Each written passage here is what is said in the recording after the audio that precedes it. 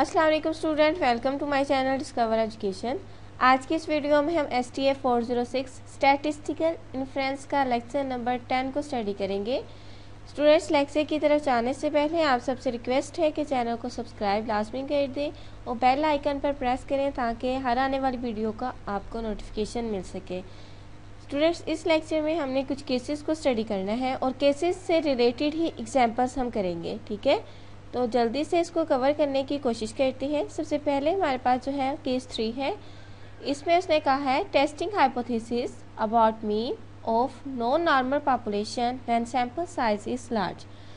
यानी testing hypothesis जिसमें non normal population given होगी और सैंपल साइज लार्ज होगा। तो इसकी कुछ कंडीशंस हैं, उसको हम फॉलो करते हुए इससे जो रिलेटेड एग्जाम्पल्स होंगी उसको करेंगे। सबसे पहले जो है इसकी कंडीशंस को देखते हैं। बहुत सिंपल सी है, ये हमने पिछले लेक्चर्स में भी स्टडी की थी कि इसमें जो है z is equal to x bar minus mu naught over sigma over square root n। Sigma जो है वो उस कंडीशन में यूज़ किया जाएगा जब स्टैंडर्ड डेविएशन हमारे पास नॉन होगा। अदरवाइज अगर पास स्टैंडर्ड डेविएशन अननोन हुआ तो हम जो है वो सैम्पल मीन को यूज़ करेंगे। ठीक हो गया, तो ये वाली सिर्फ छोटी सी यहाँ पे बात थी। अब जो है हम इसकी एग्जाम्पल को देखते हैं। इसकी एग्जाम्पल नंबर 1 है a sample of size 40 from a non normal population yielded the sample mean. Sample size आपके पास 40 है, यानी n 40 आ गया है। Sample mean x bar is equal to 71 है। वेरिएंस जो है वो 200 है। टेस्ट करना है। यहाँ पे उसने कहा है कि नल हाइपोथेसिस जो है वो इक्वल टू 72 है, तो ऑटोमेटिकली अल्टरनेटिंग हाइपोथेसिस जो है वो डज नॉट इक्वल टू 72 हो जाएगा। ठीक हो गया, और 1% जो है लेवल ऑफ सिग्निफिकेंस गिवन है। स्टूडेंट्स, हमने जो है ना टेस्टिंग ऑफ हाइपोथेसिस के कुछ जो है वो स्टेप्स लास्ट लेक्चर नंबर 9 में स्टडी किए थे, उनको फॉलो करते हुए हमने इन एग्जाम्पल्स को करना है। तो आइए अब देखते हैं इसका सोल्यूशन। हमारे पास जो स्टेप फर्स्ट है उसमें हमने स्टेट करना होता है नल और अल्टरनेटिंग हाइपोथेसिस को। ठीक है, और ये आपकी क्वेश्चन में ही एग्जांपल में गिवन है कि नल हाइपोथेसिस जो है वो 72 के इक्वल होगा, तो alternating hypothesis does not equal होगा। तो ये जो है वो टू टेल्ड टेस्ट बनता है। अब टू टेल्ड टेस्ट में क्या होता है, इसमें जो है क्रिटिकल रीजन लेफ्ट साइड पर भी फॉल करता है और राइट साइड पर भी। ठीक हो गया। सेकेंड स्टेप में जो है वो 0.01 जो कि लेवल ऑफ सिग्निफिकेंस है वो गिवन है। फिर हमने फार्मूला अप्लाई करना है z is equal to x bar minus mu naught over s over square root n। s यहाँ पे इसलिए गिवन है क्योंकि हमारे पास स्टैंडर्ड डेविएशन मौजूद नहीं है। आप अपनी एग्जाम्पल में देख सकते हैं यहाँ पे वेरिएंस का जिक्र किया गया है s स्क्वायर का। तो हमारे पास अगर स्टैंडर्ड डेविएशन अननोन होगी तो हम जो है वो क्या करेंगे, यूज़ को s को। ठीक है, सैम्पल मीन को। अब उसने कहा कि फोर्थ स्टेप होता है critical reason. Critical reason find out करने का यही मेथड है कि हमने देखना है कि ये कौन सा टेस्ट है। अब टू टेल टेस्ट है तो क्रिटिकल रीजन जो है वो लेफ्ट साइड पर भी फॉल कर रहा है और राइट साइड पर भी, तो इस वजह से इसको 2 पर डिवाइड कर देंगे, अल्फ़ा बाय 2 आ जाएगा। अल्फ़ा हमारे पास 0.01 है और जब इसको हम 2 पर डिवाइड करेंगे तो 0.05 बन जाएगा। फिर इसकी हमने टेबल वैल्यू को चेक करना है। टेबल वैल्यू को चेक करेंगे तो 2.58 हो जाएगा। ठीक है, याद रखना है जो क्रिटिकल रीजन लेफ्ट साइड पर होगा उसके साथ हम माइनस का साइन लगाते हैं, और जो क्रिटिकल रीजन फॉल कर रहा होगा राइट साइड पर उसके साथ हम प्लस का साइन लगाते हैं। ठीक हो गया। अब नेक्स्ट जो है हमारे पास स्टेप होता है कंप्यूटेशन का, यानी हमने जो है फार्मूला को यूज़ करते हुए इस फार्मूला को इसमें वैल्यूज़ पुट कर देनी है जो कि हमारे पास एग्जाम्पल्स में वैल्यूज़ गिवन है। ठीक हो गया। हमारे पास जो है ना एक्स बार यानी मीन 71 है, माइनस म्यू नोट 72 है over square root sample mean 200 है ओवर 40 हमारे पास सैम्पल साइज है। और ये हमारे पास जब हम इसको कैलकुलेट करेंगे तो हमारे पास इसका आंसर जो है वो माइनस 0.45 आएगा। अब देखिए जो हमारे पास कैलकुलेटेड वैल्यू है उसका आंसर जो है माइनस 0.45 आया है, लेकिन जब हमने क्रिटिकल रीजन फाइंड आउट की थी उसकी वैल्यू वो 2.58 आई है। तो ये हमारे पास अप्रोक्सीमेटली यहाँ पे इस रीजन में लाई कर रहा है माइनस 0.45। तो ये वाला रीजन जो है क्रिटिकल वैल्यू के अलावा बाकी जो रीजन होता है उसको हम एक्सेप्टेंस रीजन कहते हैं। ठीक है, तो ये वैल्यू जो है वो क्रिटिकल रीजन में लाई नहीं कर रही, यहाँ पे कर रही है। तो इस वजह से हम कह सकते हैं इसकी कंक्लूजन में, as the calculated value z is equal to -0.45 does not fall in the critical region, so we will not reject H naught. ठीक हो गया। अब नेक्स्ट जो है हम देखते हैं कि हमारे पास जो है नेक्स्ट केस इसका क्या है। ये हमने केस 3 को स्टडी किया था, अब हम केस 4 को स्टडी करते हैं। Testing hypothesis about difference between two population means μ1 minus μ2 when σ1 and σ2 known. अब आपने यहाँ पे देखना है कि हमारे पास जो है वो पॉपुलेशन मीन्स 2 गिवन है, ऐसे ही है। जो लास्ट केस हमने किया था उसमें जस्ट पॉपुलेशन मीन एक ही थी, अब इसमें 2 पॉपुलेशन मीन्स है द डिफरेंस ऑफ 2 पॉपुलेशन, ठीक है, और σ1 और σ2 नोन है। तो अभी हमने स्टडी किया था कि अगर हमारे पास σ1 और σ2 नोन होगा तो हम जो है वो स्टैंडर्ड डेविएशन को यूज़ करेंगे इंस्टेड ऑफ सैम्पल मीन। अब इसकी एग्जांपल है एक, वो है a sample of size 6 from a normal population with variance 24 gave mean हमारे पास 15 है, और सैम्पल 8 है फ्रॉम नॉर्मल पॉपुलेशन, ठीक है, और with variance 80 gave x bar 2 is equal to 13। पहले यहाँ तक इस एग्जांपल को समझते हैं। देखिए स्टूडेंट, यहाँ पे हमारे पास जो है ना वो 2 पॉपुलेशन मीन का इसमें है, तो हम सपोज कर लेते हैं ए को नाम दे लेते हैं A1 और दूसरे को जो है वो A2 का। अब जो A1 का डाटा है सैम्पल साइज 6 आएगा, वेरिएंस 25 आएगा, मीन 15 आ जाएगा, ठीक है। जो A2 का डाटा है उसमें सैम्पल साइज 8 आएगा, वेरिएंस 80 आएगा और मीन जो है वो 13 आएगा। और नेक्स्ट उसने टेस्ट कहा है जिसपे नल हाइपोथेसिस जो है the difference of the 2 population mean is equal to 0, तो ऑटोमेटिकली जो हमारे पास अल्टरनेटिंग हाइपोथेसिस होगा the difference of 2 population does not equal to 0 आ जाएगा, और अल्फा जो है वो लेवल ऑफ सिग्निफिकेंस 0.05 है। अब इस एग्जाम्पल को सॉल्व करते हैं। देखिए हमारे पास फर्स्ट स्टेप यही होता है कि हमने स्टेट करना है नल और अल्टरनेटिंग हाइपोथेसिस को। तो इसके जो है पहले सबसे पहले इसके केसेस को स्टडी करेंगे कि केस 4 के कौन कौन से केसेस हो सकते हैं, ठीक है। उसके बाद जो है हम नेक्स्ट उसकी एग्जांपल को सॉल्व करते हैं। देखिए इसमें हमारे पास जो है अगर difference of the 2 null hypothesis जो है वो इक्वल 0 होंगे तो alternating hypothesis the difference of the 2 alternating hypothesis does not equal to होगा, ओके। अगर इसी तरह जो है difference of the 2 hypothesis the difference of the 2 population greater than होगा नल हाइपोथेसिस में, इसी तरह अल्टरनेटिंग हाइपोथेसिस में लेस देन होगा, क्योंकि ये अल्टरनेटिंग हाइपोथेसिस जो है वो नल हाइपोथेसिस का ऑपोजिट होता है। इतनी सी बात इसमें याद रखने वाली है। अगर डिफरेंस 2 पॉपुलेशन का लेस देन या ग्रेटर देन इक्वल होगा तो अल्टरनेटिंग हाइपोथेसिस इसके वाइस वर्सा पॉपुलेशन के 2 डिफरेंस का ग्रेटर देन होगा। और फिर सेकेंड स्टेप में हमने अल्फ़ा को फाइंड आउट करना होता है। थर्ड स्टेप में इसका जो फार्मूला है वो ये वाला यूज़ होगा, ठीक है, c is equal to x bar 1 minus x bar 2, क्योंकि यहाँ पे 2 पॉपुलेशंस को यूज़ किया गया है इसलिए 2 मीन होंगी, ठीक है, minus delta naught over sigma square minus over n1 plus sigma 2 का स्क्वायर ओवर n2। ये हमारे पास पॉपुलेशन जो है वो एग्जैक्टली नॉर्मल है। फोर्थ स्टेप में हमने क्रिटिकल रीजन फाइंड आउट करना होता है, फिफ्थ में कंप्यूटेशन और सिक्स में कंक्लूजन। इन सारे स्टेप्स वही स्टेप्स हैं, जस्ट इसमें 2 पॉपुलेशन का जिक्र है, ये फार्मूला थोड़ा सा चेंज आ जाएगा। तो इसकी एग्जांपल जो कि अभी हमने स्टडी किया उसको करते हैं किस तरह सॉल्व करना है। स्टूडेंट हमने देखा था कि इसमें जो है वो स्टेट यहाँ पे नल अल्टरनेटिव हाइपोथेसिस आपकी एग्जांपल में ही की गई है, तो इन दोनों को हमने यहाँ पे राइट कर लिया है। तो ये हमारे पास 2 टेल टेस्ट बनता है, जैसे हमने एग्जांपल नंबर 1 में किया था। केस 3 था सेम एज वैसा ही है, लेकिन इसमें जो है 2 पॉपुलेशन का जिक्र है, सिर्फ डिफरेंस यही है। अल्फ़ा हमारे पास लेवल ऑफ सिग्निफिकेंस 0.05 है, और जी जो है अभी जो फार्मूला हमने स्टडी किया है वो आ जाएगा। क्रिटिकल रीजन फाइंड आउट करना है, क्योंकि ये जो है वो 2 टेल टेस्ट है, तो अल्फ़ा को हम 2 पे डिवाइड करेंगे जो कि हमारे पास 0.025 आ जाएगा, और 0.025 को जब हम टेबल वैल्यू देखेंगे 1.96 आ जाएगी।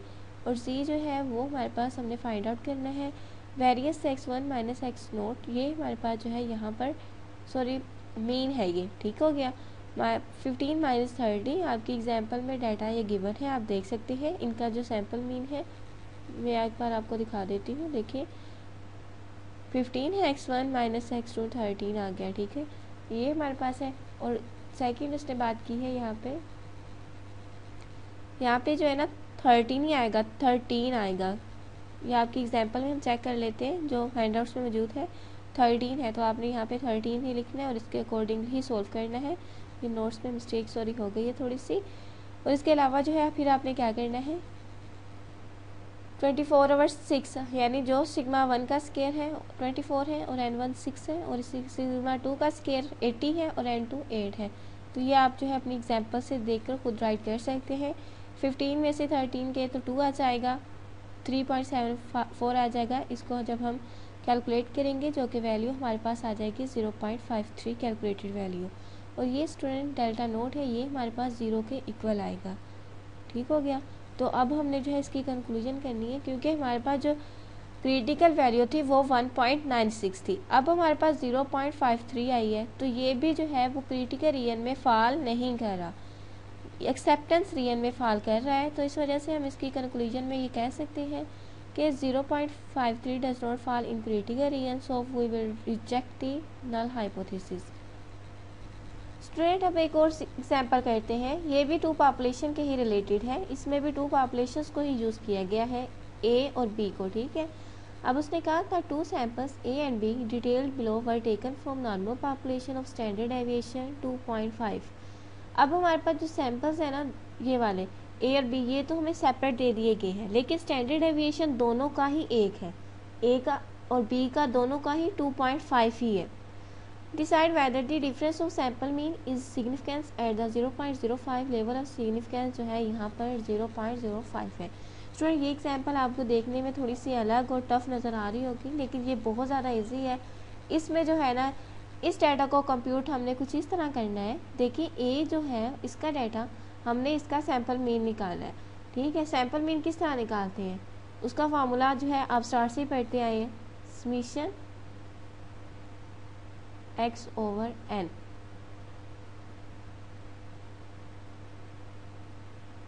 अगर a का निकालेंगे यानी a का हमने सैंपल में निकाला है तो आप इसकी जगह x की जगह पर a राइट कर दीजिए, बस इसमें ये काम हमने करना है। बाकी सेम एज वैसे ही होगा और थोड़ा सा और इसमें जो है वो चेंजिंग होंगी वो मैं आपको बता देती हूँ। इसी तरह अगर हमने b का सैंपल मीन फाइंड आउट करना है तो समीशन b आ जाएगा।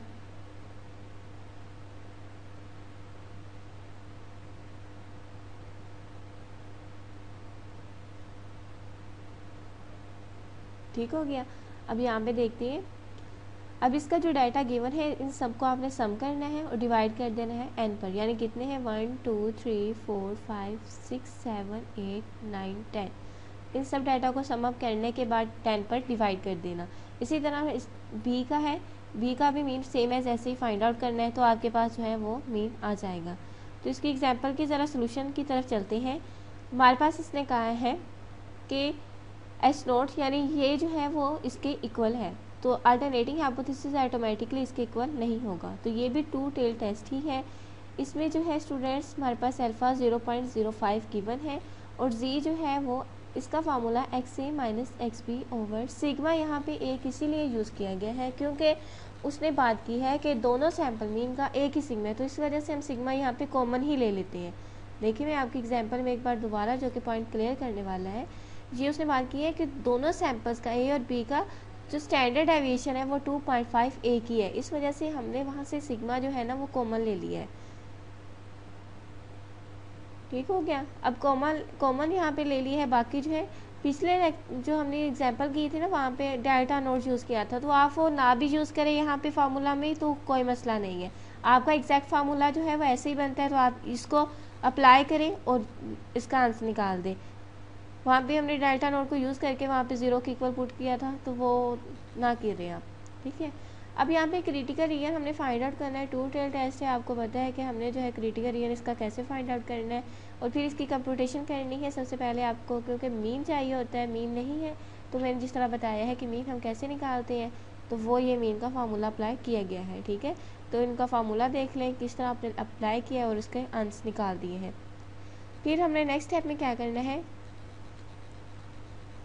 अब उसने कहा कि n1 जो है वो n2 ये हमारे पास 10 के इक्वल है। अब इसकी जो है हमने इक्वेशंस में पुट कर दी है वैल्यूज़। ये इक्वेशन हमारे पास जो है z की जो भी थी उसमें हमने पुट कर दिया। ये देखिए ये वाला जो हमारे पास फार्मूला यहाँ पे है, ये वाला XA माइनस XB, ये वाली हमारे पास इनकी वैल्यूज़ आ गई हैं। XA की वैल्यू 21 माइनस 7 है, इसी तरह XB की वैल्यू 24 माइनस 3 है। 1/n1 और 1/n2 की वैल्यू गिवन थी और सिग्मा की वैल्यू भी हमारे पास गिवन है 2.5। तो ये वैल्यूज़ हमने जो है इसमें पुट की है जो कि -2.33 आ गया है।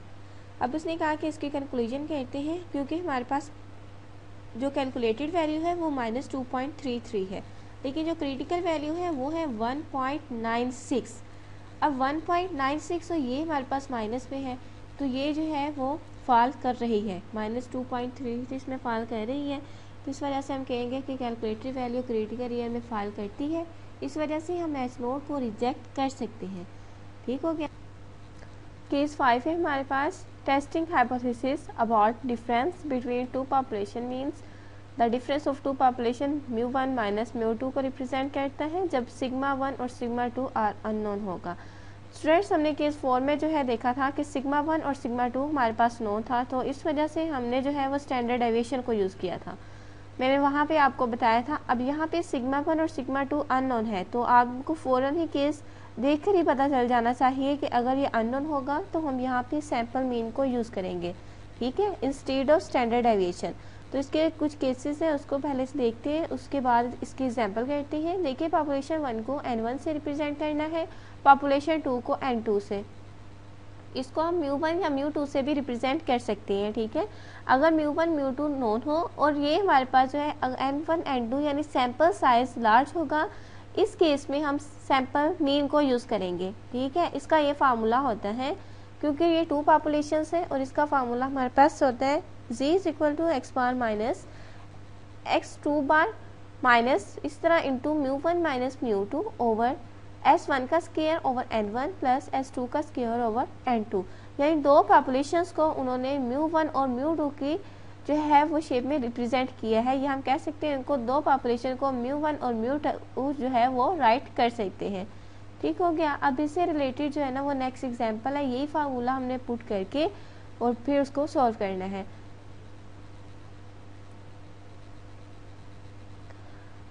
A sample of heights of 6,400 Englishmen have a mean of 67.85 inches and a standard deviation of 2.56 inches, while a sample of heights of 1,600 Australians has a mean of 68.55 inches and standard deviation of 2.52 inches.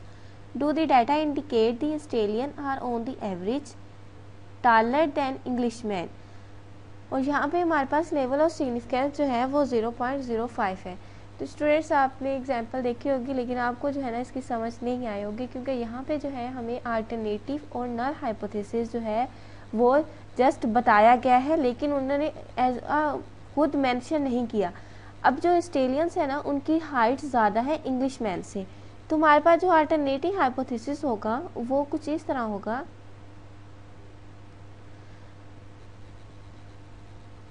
यहाँ पे mention किया गया है, यानी हम suppose करते हैं कि जो हमारे पास जो है वो ऑस्ट्रेलियन है, उसको पॉपुलेशन को उनको μ1 से रिप्रेजेंट किया है और इंग्लिश मैन को μ2 से। ठीक हो गया। अब ऑस्ट्रेलियन की हाइट जो है वो ज़्यादा है, तो इसको जो है ज़्यादा या कम है, तो इसको हम अल्टरनेटिव हाइपोथेसिस में रिप्रेजेंट करेंगे, ना कि नल हाइपोथेसिस में। ठीक हो गया।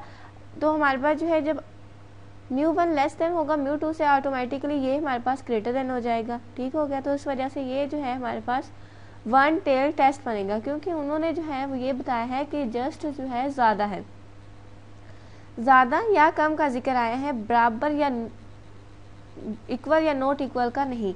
अगर ये इक्वल या नॉट इक्वल का होता तब हम इसको 2 टेल्ड टेस्ट कहते। अब हमने 1 टेल टेस्ट में ये कंडीशन को स्टडी किया था।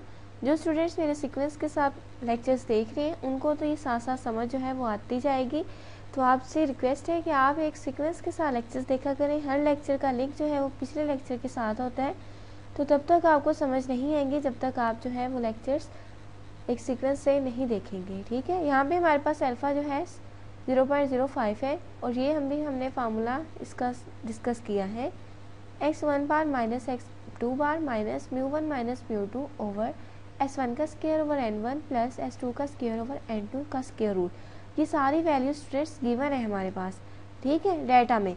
तो फिर भी कोई कन्फ्यूजन हो वैल्यूज़ को पुट करने में कुछ इस तरह, तो आप लोग जो है वो मुझे कमेंट बॉक्स में लास्ट में पूछा करें मुझसे, तो मैं इंशाल्लाह जो है आपका रिप्लाई फौरी करने की कोशिश करूँगी। अब यहाँ पे जो है ना μ1 माइनस μ2, तो आप जो है वो चाहे तो लिख भी सकते हैं पॉपुलेशन दोनों का डिफरेंस, लेकिन अगर नहीं चाहते तो ना भी लिखें, कोई इसका इशू नहीं होगा, ठीक हो गया। बाकी जो है ना x बार minus x1 minus x bar 2 over ये वाली जो सारा फार्मूला आपने करना है। जस्ट सिंपली आपने वैल्यूज पुट करनी है। वैल्यूज पुट करने के बाद आपके पास जो आएगा -9.92 आ जाएगा। नेक्स्ट फोर्थ स्टेप में हमने क्रिटिकल रियल को फाइंड आउट करना होता है। अब यहाँ पे आप देख सकते हैं क्योंकि ये हमारे पास जो है वो जी अल्फ़ा बाई 2 आएगा, नेगेटिव साइन इस वजह से स्टूडेंट आएगा क्योंकि यहाँ पे μ1 लेस देन है। अगर μ1 लेस देन होगा तो ये लेफ्ट साइड पर क्रिटिकल रियल फॉल कर रहा होगा और उसके साथ नेगेटिव साइन आता है। अगर ये हमारे पास नल अल्टरनेटिंग हाइपोथेसिस में μ1 ग्रेटर देन होता तो हम इसको जो है क्रिटिकल रियल हम कह सकते थे कि राइट साइड पर फॉल कर रहा है, तो इसमें पॉजिटिव साइन आना था। तो अब मैंने आपको ये नेगेटिव साइन क्यों आया है ये भी आपको बता दिया है। सिंपली क्या करना है, आपने इसकी वैल्यू जो है वो 0.05 था, इसको 2 पे डिवाइड करना है, उसके बाद वैल्यू टेबल वैल्यू देखनी है 1.645 आ जाएगी। उसके बाद हमने इसकी कंक्लूजन देखनी है कि जो हमारे पास क्रिटिकल वैल्यू थी वो क्या आई है और टेबल वैल्यू क्या आई है। अब स्टूडेंट जो हमारे पास कैलकुलेटेड वैल्यू थी वो है हमारे पास यहाँ पे -9.92 और क्रिटिकल वैल्यू जो है वो -1.642 है। तो इसका मतलब ये है कि ये जो है वो इसी रीजन में ही लाई कर रहा है। तो कह सकते हैं कि कैलकुलेटेड वैल्यू जो है वो फॉल कर रही है क्रिटिकल रीजन में, इस वजह से रिजेक्ट कर सकते हैं H naught. So we conclude that Australian is taller than Englishman. तो यही हमने इससे टेस्ट करना था कि ऑस्ट्रेलियन जो है वो टॉलर है इंग्लिशमैन से। अब इसकी जो है वो नेक्स्ट एग्जाम्पल है उसको देखते हैं। स्टूडेंट्स लेक्चर थोड़े लेंथी हो जाते हैं क्योंकि आपका जो लेक्चर जो है जस्ट 7 है, 7 से 8 लेक्चर्स हैं, 8 से लेके 15 तक आपके ये लेक्चर्स फाइनल टर्म में इंक्लूड है। तो ये लेक्चर्स इस वजह से थोड़े लेंथी होते हैं। और सेकेंडली इसमें एग्जाम्पल्स होती हैं वो आपको समझानी पड़ती हैं, तो वीडियो को स्किप ना किया करें और सेकेंडली लेक्चर को डाउनलोड ना किया करें, ठीक है। अगर आपके लिए इतनी मेहनत की जाती है तो हमें भी थोड़ा आउटपुट दिया करें और वीडियो को लाइक ज़रूर कर दिया करें। चलिए नेक्स्ट एग्जाम्पल है हमारे पास। A potential buyer of light bulbs bought 50 bulbs of each of 2 brands. ठीक है, 2 ब्रांड्स हैं और उनमें से जो है उनके 50 बल्ब खरीदे हैं।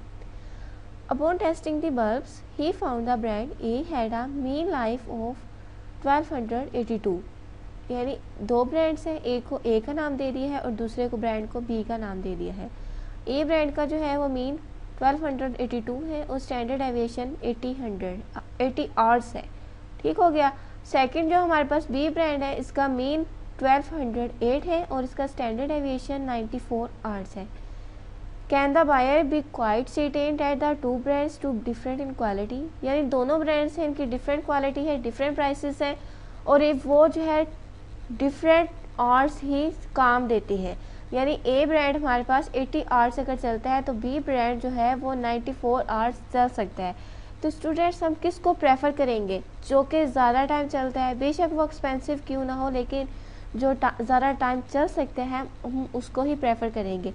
तो हम कह सकते हैं जो बी है वो हमारे पास ग्रेटर देन है ए से, क्योंकि ए जो है वो 80 आवर्स जस्ट हमें देता है वर्क और 94 आवर्स हमें देता है बी। तो ये जो है मैं थोड़ा सा आपको वो भी बता दिए हैं, बाकी इसको सोल्व करते हैं एग्जाम्पल को हम।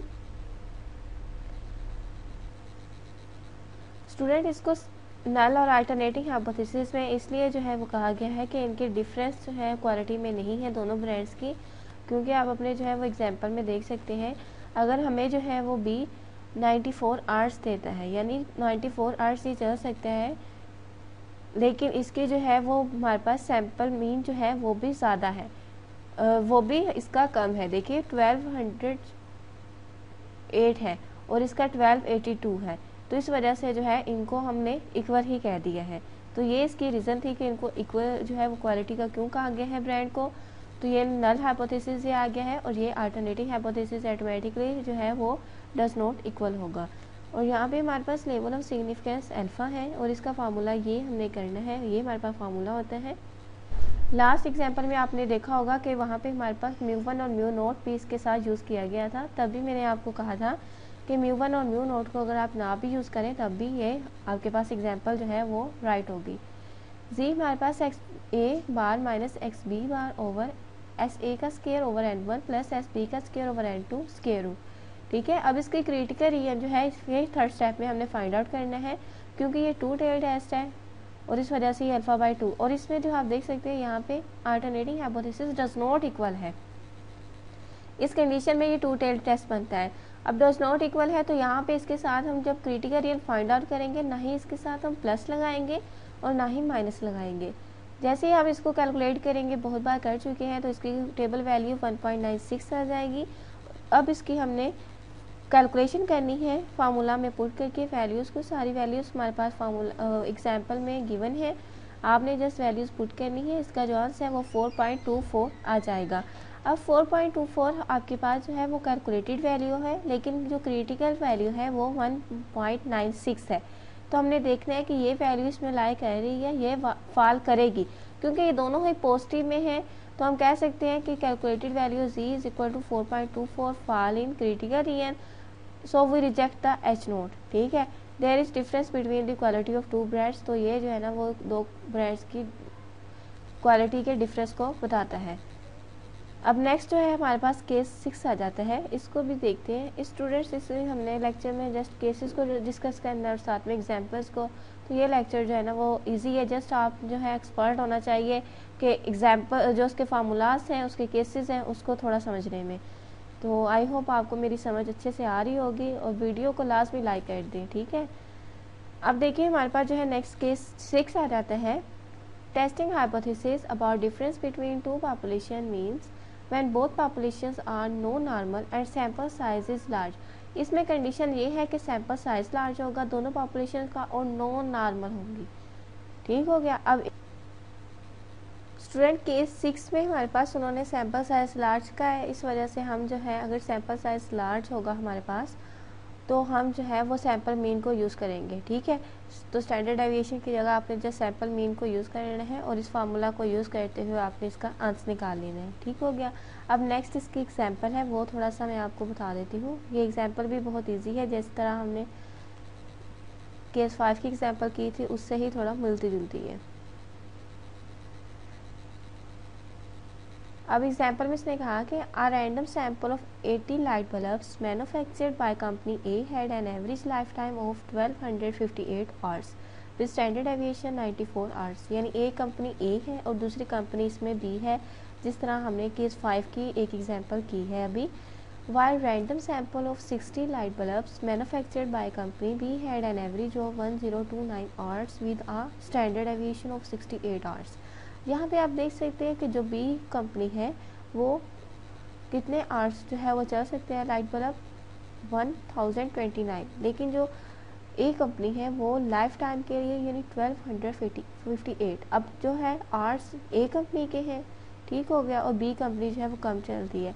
अब नेक्स्ट उसने कहा कि because of high cost of bulb from company A company की जो है वो हाई कॉस्ट है, we are incline to be buy from company B unless the bulb from company A will last over 200 hours longer and average than those from company B। अब यहाँ पे उन्होंने ये कहा है कि हमारे पास जो कंपनी ए है ये जो है वो ज़्यादा एक्सपेंसिव होने की वजह से, लेकिन ये लाइफ टाइम तो है 1258 आवर्स, तो ये चल सकती है इसका लाइट बल्ब, लेकिन ये ज़्यादा इसकी कॉस्ट होने की वजह से हम किसको प्रेफर करेंगे। लेकिन जबकि दूसरी साइड जो है बी कंपनी जो है वो हमारे पास इतनी एक्सपेंसिव नहीं है, लेकिन उसके जो है वो आवर्स कम है।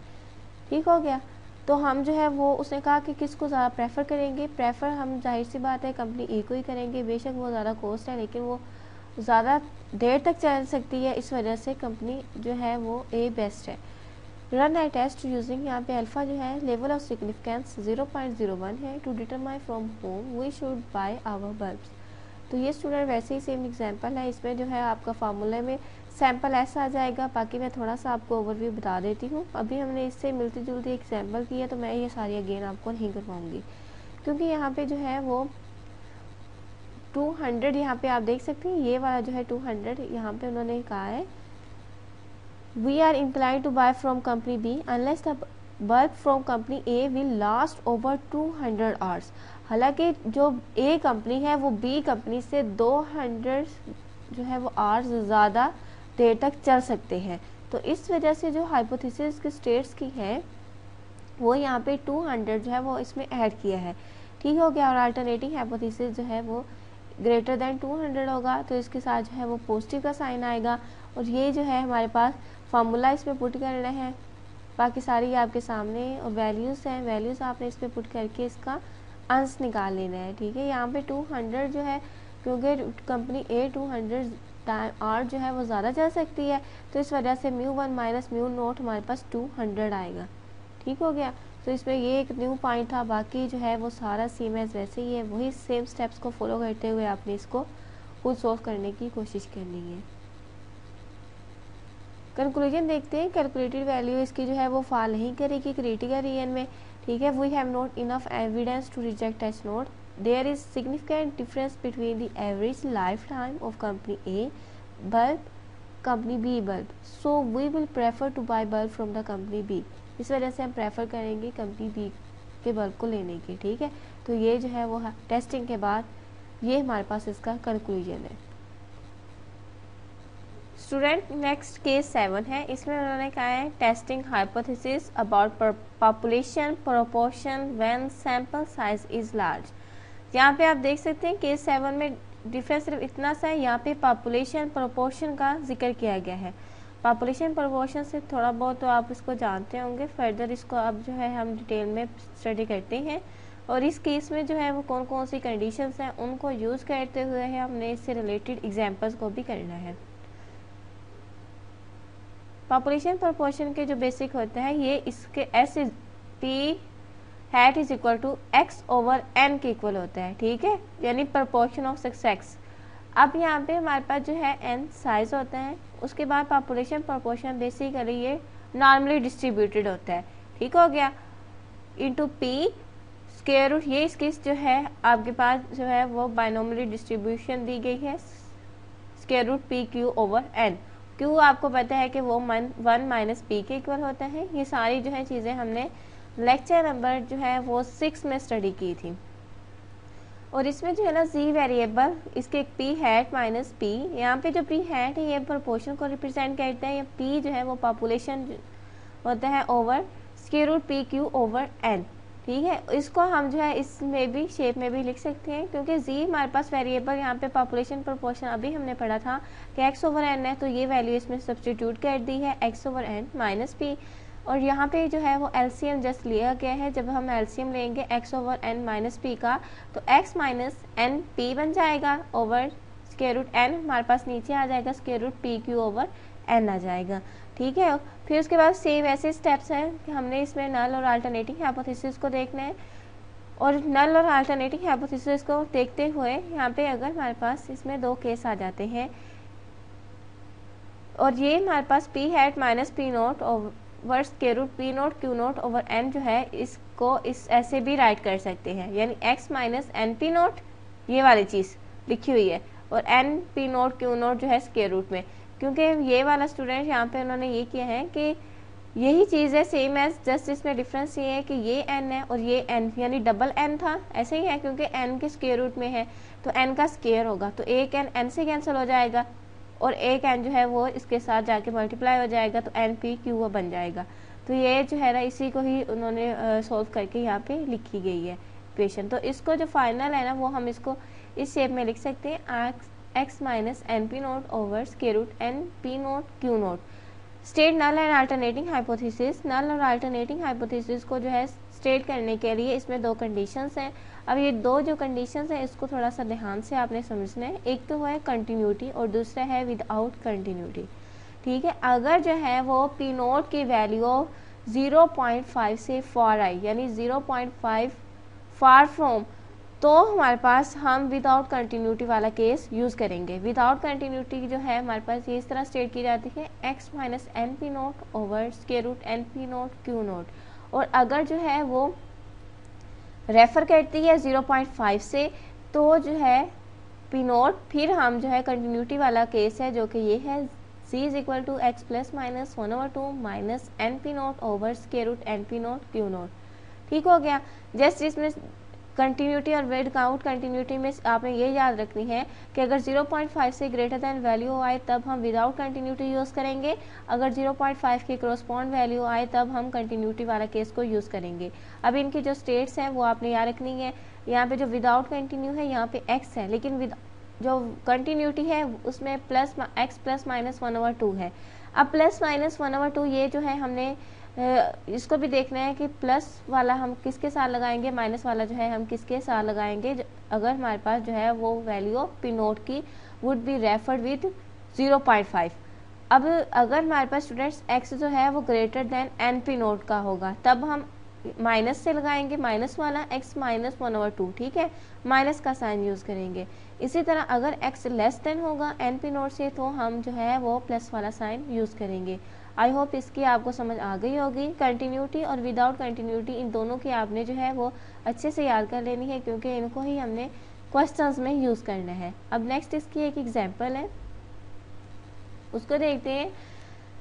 A basketball player has hit on 60% of his shots from the floor. If on the next 100 shots he makes 70 baskets, would you say this his shooting has improved? Use a 0.05 level of significance. अब student इसमें हमने prove करना है कि shooting जो है वो कब इम्प्रूव होगी। देखिए हमारे पास जो है यहाँ पे पी नोट 60% है, यानी 0.60 आ जाएगा, ठीक है, क्योंकि 60 को डिवाइड करेंगे 100 के साथ। अगर ये ग्रेटर देन होगी तभी जाके इम्प्रूव होगा ना, तो इसकी जो है अब नल और अल्टरनेटिंग हाइपोथेसिस में ये स्टेट जो आएगी वो ग्रेटर देन की आएगी। एक तो ये बात होगी। सेकंड हमने जो है यहाँ पे स्टडी किया था कि हमारे पास जो है कंटिन्यूटी लगेगी या डिसकंटिन्यूटी, क्योंकि 0.60 है। अब ये 0.60 जो है वो 0.5 के क्रॉसपॉन्डिंग है, तो हम जो है इसमें कंटिन्यूटी फॉर्म यूज़ करेंगे, यानी इसमें हमारे पास जो है ये वाला फार्मूला कंटिन्यूटी वाला ये वाला यूज़ होगा। ठीक हो गया। अब नेक्स्ट जब हम इसको फार्मूला को यूज़ करेंगे फिर देखेंगे कि अगर हमारे पास x की value greater than N P naught आया तो हम x माइनस 1/2 को यूज़ करेंगे, ठीक है। इसी तरह लेस देन आया तो हम x प्लस 1/2 को यूज़ करेंगे। तो इसकी एग्जांपल को ज़रा हम सॉल्व करते हैं। यहाँ पे जो है मैंने अभी आपको बताया है कि अगर हम 0.6 से जो है वो इससे बड़ा होगा तब जाके इम्प्रूव होगा, अगर लेस देन होगा, ठीक है, तब जाके ये जो है इम्प्रूव नहीं होगा। तो हमारे पास नल हाइपोथेसिस लेस देन 0.6 जो है वो H note has not prove that shoot. अगर ये ग्रेटर देन होगा तो ये प्रूव किया जाएगा। अल्फ़ा जो है वो हमारे पास 0.05 आ गया है। और थर्ड स्टेप में इसमें हमने कंटिन्यूटी का फार्मूला अप्लाई करना है, ठीक है, क्योंकि 0.60 जो है 0.5 की क्रॉसपेंडिंग है, इस वजह से। तो ये मैं बार बार इसलिए रिपीट कर रही हूँ क्योंकि ये चीज़ें आपके लिए न्यू है और इसका कॉन्सेप्ट आपको समझ आना चाहिए। उसके बाद हमने क्या करना है, अब हमने देखना है कि इसमें प्लस वाला या माइनस वाला यूज़ होगा। तो इसको थोड़ा सा हम सोल्व खुद करते हैं। देखिए x हमारे पास 70 है, n हमारे पास 100 है। ये आप अपने जो है वो हैंडआउट्स में भी देख सकते हैं। x हमारे पास जो है वो 70 होगा, 70 बास्केट थी, और शॉट्स जो है वो 100 है, यानी n होगा। ठीक हो गया। नेक्स्ट जो है हमने पढ़ा था कि x greater than N P naught. अगर x जो है यानी 100 जो है वो 0.6 के साथ मल्टीप्लाई होगा तो ये जो है वो 60 आ जाएगा। x की वैल्यू हमारे पास आप देख सकते हैं 70 है, तो जो है यानी x अप्रूव हो गया ना। 70 हमारे पास ग्रेटर देन है 60 से, यानी x जो है वो ग्रेटर देन होगा 100 एन पी नोट से, तो हम जो है ये वाले टर्म को यूज़ करेंगे x माइनस 1/2। ठीक है। अब हम जो है इसको सोल्व करते हैं। इसको यूज़ करते हुए x माइनस 1/2 को हमने यहाँ पे यूज़ किया है minus N P note over square root N P note Q not. इन सब की वैल्यूज़ हमारे पास मौजूद हैं, हमने सिंपली इसमें वैल्यूज़ पुट करनी है। 1/2 को डिवाइड करेंगे 0.5 ही बनता है। 70 minus 0.5 minus 60 N P naught जो है अभी हमने देखा है कि जो कि 60 बनता है, over square root 100 multiply 0.6 multiply 6.4, तो ये हमारे पास जो है वो 1 माइनस 94 आ जाएगा। अब स्टूडेंट्स आप कंफ्यूज हो रहे होंगे ये 6.4 कहाँ से आया है। यहाँ पे देखिए आप हमने जो है वो स्टडी किया था कि हमारे पास जो है Q की वैल्यू आती है, Q हमारे पास इक्वल होते हैं 1 माइनस पी के।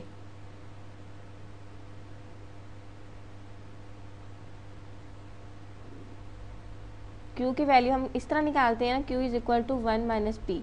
तो अब 1 हमारे पास देख सकते हैं, P हमारे पास यहाँ पे है 0.6, तो आप 1 को इसमें माइनस करेंगे इस टर्म को, तो आपके पास इसकी Q की वैल्यू आ जाएगी। तो इस तरह जो है वो Q की वैल्यू निकाली गई है।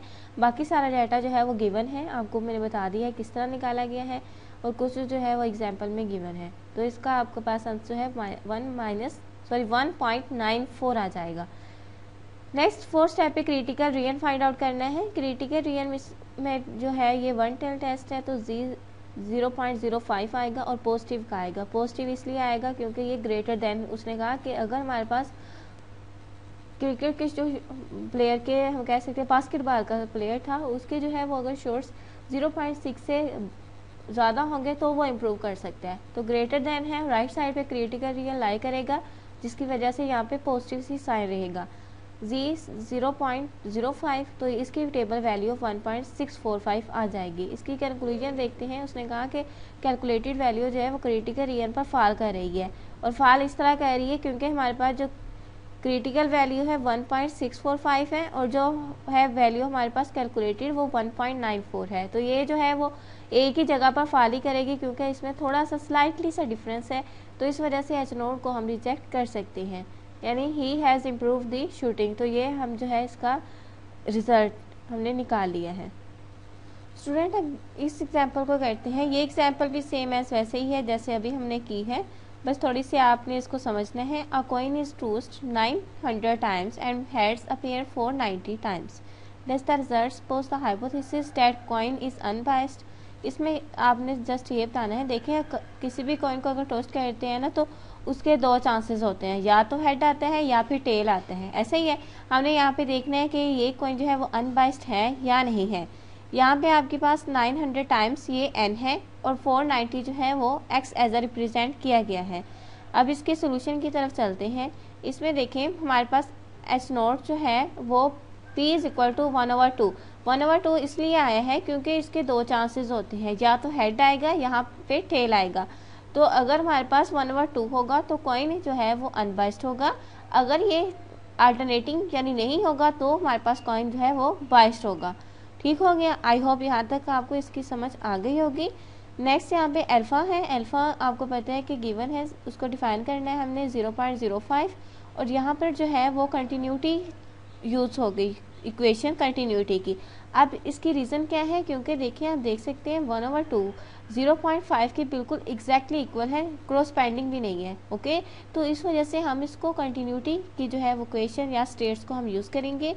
और सेकेंडली हमने इसमें देखना होता है कि यहाँ पे प्लस 1/2 यूज़ हो या -1/2, किसको हमने यूज़ करना है। और इसके लिए हम जो है x is equal to NP naught का जो है वो प्रोसीजर कहते हैं कि अगर x ग्रेटर देन होगा NP नोट से तो x -1/2 को यूज़ करेंगे, अगर लेस देन होगा तो प्लस को। आपने इसमें सिंपली वैल्यूज पुट करनी है ये चीज़ देखने के बाद, क्योंकि ग्रेटर देन है तो x -1/2 को यूज़ किया गया है। उसके बाद आपने सिंप्लीफाई करना है, तो z वेरिएबल की वैल्यू जो है वो 2.63 आपके पास आ जाएगी। इसी तरह नेक्स्ट उसने क्रिटिकल रियल फाइंड आउट करना है, जिस तरह 4 उसका स्टेप होता है। और आपने क्रिटिकल रियल फाइंड आउट करने के बाद आपके पास जो टेबल वैल्यू है 1.96 आएगी। और कंक्लूजन देख लेते हैं इसका जल्दी से, कि हमारे पास जो कैलकुलेटेड वैल्यू है वो है 2.63, और जो उसकी क्रिटिकल वैल्यू है 1.96 है। तो हम कह सकते हैं कि ये फाल जो है वो क्रिटिकल रियल में ही कर रहा है, तो रिजेक्ट करेंगे इस नोट को। कॉइन इज बायस्ड और we have not enough evidence to support the hypothesis. I hope इसकी आपको जो है वो समझ आ गई होगी। नेक्स्ट जो है हम केस 8 को स्टडी करेंगे। ये जो है लास्ट केस है, उसके बाद जो है इंशाल्लाह जल्दी से वीडियो को हम जो है वो वाइंड अप करते हैं। केस 8 में देखते हैं testing hypothesis about difference between 2 proportions. समझ आ गई। इसमें जो है ना वो 2 प्रोपोर्शंस का, पॉपुलेशन प्रोपोर्शंस का डिफरेंस है जस्ट। तो इसके जो है थोड़े से कंडीशंस को देखते हैं, उसके बाद इससे रिलेटेड एग्जाम्पल 1-2 देखेंगे। देखिए स्टूडेंट्स, उसने कहा कि डिफरेंस बिटवीन 2 प्रोपोर्शन। सपोज हमारे पास एक पॉपुलेशन प्रोपोर्शन P1 है, ठीक है, उसको हम सैंपल साइज n1 रख देंगे, ठीक है। और दूसरी हमारे पास पॉपुलेशन प्रोपोर्शन वो n2 के इक्वल है। तो इसका जो हमारे पास फार्मूला है वो ये बनेगा P1Q1 ओवर N1, यानी ये बाइनोमियल डिस्ट्रीब्यूशन है ना दोनों, P1 माइनस P2, क्योंकि ये दो पॉपुलेशंस के डिफरेंस को रिप्रेजेंट कर रहा है। Square root P1Q1 over N plus P2Q2 over N2। अब यहाँ पे जी वेरिएबल को यूज़ करना है। इसका जो फार्मूला है ये वाला है exact, P1 minus P2 minus ये जो है वो आप इसको स्किप कर सकते हैं, ठीक है। ये कोई भी स्पेसिफाइड वैल्यू होती है, अब वहाँ पे इसमें अगर दी जाए ना तो पुट की जाती है, अदरवाइज मोस्टली एग्जांपल्स में स्पेसिफाइड वैल्यू नहीं होती तो आप इसको जो है वो तब स्किप कर सकती हैं। Square root P1Q1 over N1 plus P2Q2 over N2। फिर फर्स्ट स्टेप आपका स्टेट करना है नल और अल्टरनेटिंग हाइपोथेसिस, फिर अल्फा को, उसके बाद आपने ये फार्मूला पुट करना है और फिर जो है फाइनली आंसर आ जाएगा।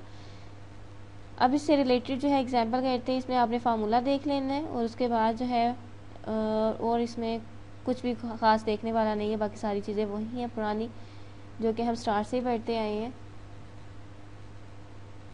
इस एग्जाम्पल को करने से पहले एक और बात आपको क्लियर करती हूँ, क्योंकि 2 पॉपुलेशन प्रोपोर्शन है इसलिए डाटा जो है वो 2 ही पॉपुलेशंस का गिवन होगा इस एग्जाम्पल्स में, ठीक है। Random sample of 150 light bulbs, यानी ये हमारे पास n हो गया। Manufactured by a firm X showed 12 defective bulbs, तो X हमारे पास यहाँ पे 12 है। While a random sample of 100 light bulbs, ठीक है। नेक्स्ट हमारे पास इसको हम जो है वो नाम दे देते हैं कि A का, ठीक है, और ये या X का या फिर इसको Y का, इस तरह आप नाम दे लीजिएगा और दोनों की जो है वो डाटा को आपने राइट कर लेना है। रैंडम सैंपल इसका N2 आ जाएगा और ये मैन्युफैक्चर्ड बाय Y शोड, ये हमारे पास जो है वो X2 आ जाएगा। ये X1 है डिफेक्टिव बल्ब्स, ये X2 है डिफेक्टिव बल्ब्स Y के। Is there a significant difference between the proportion of 2 films, अब इनका जो है हम डिफरेंस है, ठीक हो गया। There is a significant difference, तो इसकी जो है ना हमने जो स्टेट करनी है नल अल्टरनेटिंग हाइपोथेसिस, उसमें सिग्निफिकेंट डिफरेंस होगा दोनों पॉपुलेशन का। तो अब ये देखते हैं ये डिफरेंस कैसे होगा। सबसे पहले वही स्टेप है, हमने नल और अल्टरनेटिंग हाइपोथेसिस को स्टेट करना है। अब उसने कहा there is no difference between the proportion of 2 films, ठीक है, तो P1 is equal to P2 आ जाएगा। और सिग्निफिकेंट डिफरेंस है तो वो अल्टरनेटिव में शो होता है, जो कि हमारे पास अगर जो चीज़ यहाँ पे हमारे पास शो की जाए ना एग्जाम्पल में, वो हम अल्टरनेटिव हाइपोथेसिस में लेते हैं। ये बात आपने हमेशा याद रखनी है, ठीक है।